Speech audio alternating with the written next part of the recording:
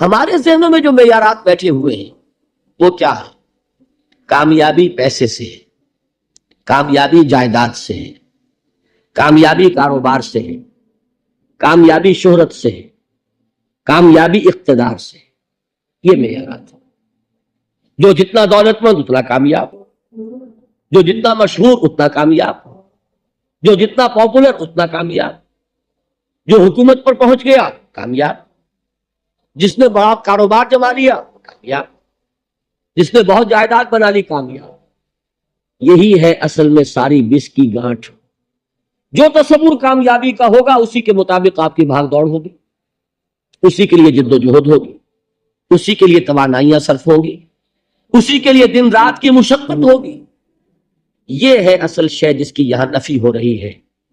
کامیابی دولت سے نہیں، کامیابی شہرت سے نہیں، کامیابی اقتدار اور طاقت اور حکومت سے نہیں، بلکہ کامیابی ہے ایمان سے، عمل صالح سے، تواصی بالحق سے، تواصی بالصبر سے۔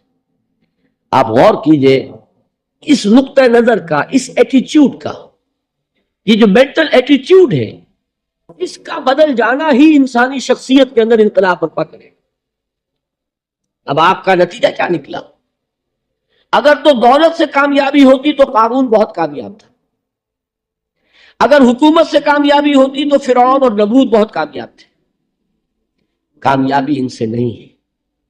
کامیابی انسان دولت میں قارون کی دولت تک پہنچ جائے اور دنیا میں دبدبہ اور اقتدار اور سلطنت اور حکومت کے اعتبار سے وہ نمرود اور فرعون کا مقام حاصل کر لے، وہ ناکام ہے، خائب ہے، خاسر ہے، برباد ہے۔ اور ابو ذر غفاری کامیاب ہے، چاہے ان کے پاس کچھ نہیں، جھونپڑی تک نہیں تھی، کوئی گھر نہیں تھا۔ حضور نے فرمایا ہے اللہ کے کچھ بندے ایسے ہوتے ہیں جو کسی محفل میں جانا چاہیں تو انہیں اجازت نہ ملے، جو کہیں اگر رشتہ کرنا چاہے کوئی ان سے رشتہ کرنے کو تیار، کہیں کوئی سفارش کرنا چاہے تو ان کی کوئی بات ہی نہ سنے۔ لیکن اللہ کے ہاں ان کا وہ مقام ہے کہ اگر بھولے سے بھی کسی بات پر قسم کھا بیٹھتے ہیں تو اللہ ان کے قسم کی لاج رکھتا ہے۔ یہ ہے فرق، یہ جان لیجیے اچھی طرح۔ اس بات کا مان لینا آسان، اس پر سبحان اللہ کہنا آسان، لیکن اس کے مطابق آپ کے اپنے ذہن کا بدل جانا بہت مشکل، اس لیے کہ ہم متاثر ہوتے ہیں اپنے ماحول سے۔ وہ بڑا محل ہے، دیکھ کر ایک دفعہ جھجری آتی ہے، وہ بڑی سی 20 فٹ لمبی کار سناٹے کے ساتھ آپ کے پاس سے گزر گئی، ایک دفعہ اعصاب کے اندر ارتعاش ہوتا ہے، محسوس ہوتا ہے بڑے یہ نصیبے والے لوگ ہیں، بڑے خوش نصیب، بڑے کامیاب، حالانکہ کچھ معلوم نہیں کہ یہی سب سے بڑی بد نصیبی ہو سکتا ہے کہ یہی سب سے بڑی ناکامی ہو۔ اگر ذہنوں میں یہ بات بیٹھ جائے کامیابی کس شے سے، یہی وجہ دیکھیے قرآن مجید میں بارہا آپ دیکھیں اولئک هم المفلحون، یہ ہے لوگ کامیاب ہونے والے۔ آج یہ آپ نے نماز میں وہ آیات سنی، یا ایھا الذین آمنوا ارکعوا واسجدوا واعبدوا ربکم وافعلوا الخیر لعلکم تفلحون۔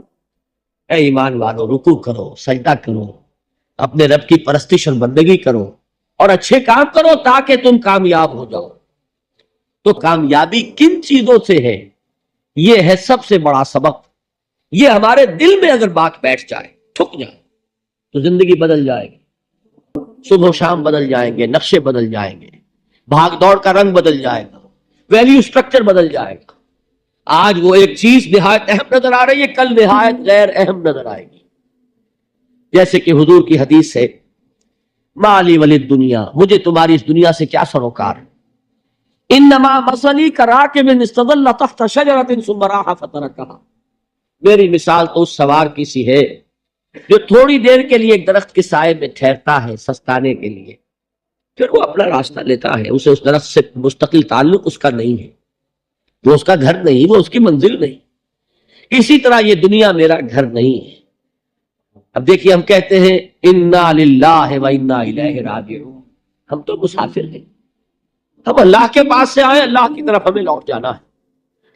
کن فی الدنیا کانک غریب و عابر سبیل، حضور فرماتے ہیں دنیا میں ایسے رہو جیسے کہ تم اجنبی ہو یا راہ چلتے مسافر۔